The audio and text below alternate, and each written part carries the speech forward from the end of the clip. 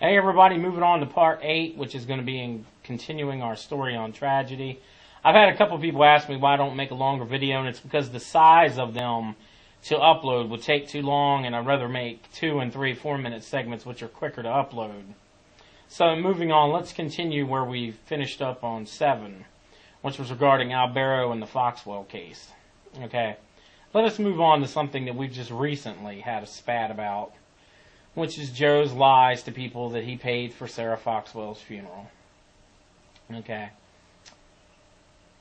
Sarah's grandmother, Roberta, sent me that email that she had sent to Joe about the trash that he had said and done to her. I posted it.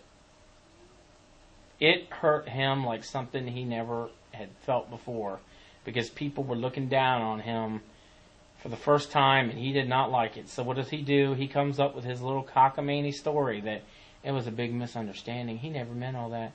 Actually, Joe, yes, you did. Because you know what?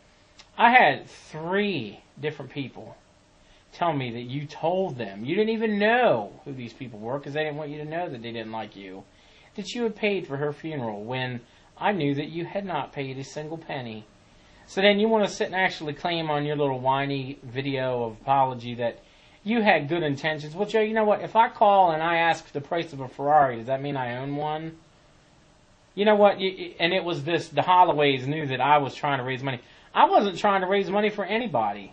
I even had said that I didn't necessarily think it was a good idea to put money into that fund, but I didn't do so because I thought that they were trying to rip people off. I did so because I just had reservations about it, not because of the character of the grandmother or the family. But no, for you, it's some sinister ulterior motive.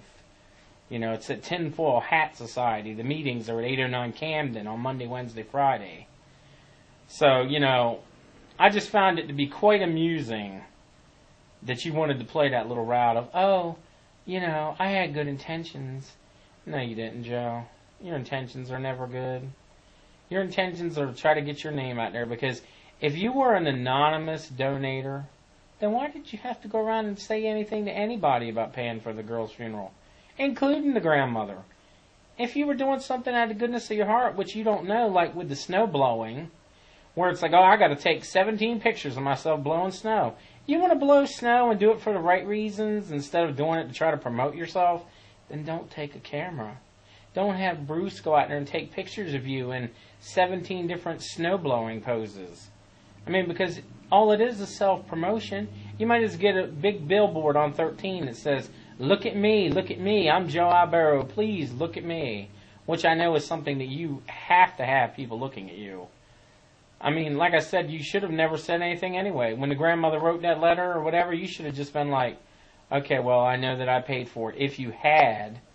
But instead, no, you never even did that. And then you're like, oh, well, the Disharoons. You know, I called and asked them to again. But you didn't pay for anything, so why are you going around saying anything about, like, I paid for that? You didn't pay for shit. You sat there and lied to people, telling them you paid for a funeral for a little girl that you didn't. And you know why? Because you wanted to be able to have your name out there, and you thought that the people that actually paid for it wouldn't come out and come forward because they wanted to be anonymous. So you even screwed them over. I really hope you're proud of yourself for that. And you know what? The Disharoons, I want to say something. Okay, you all did a great job with that headstone donating it.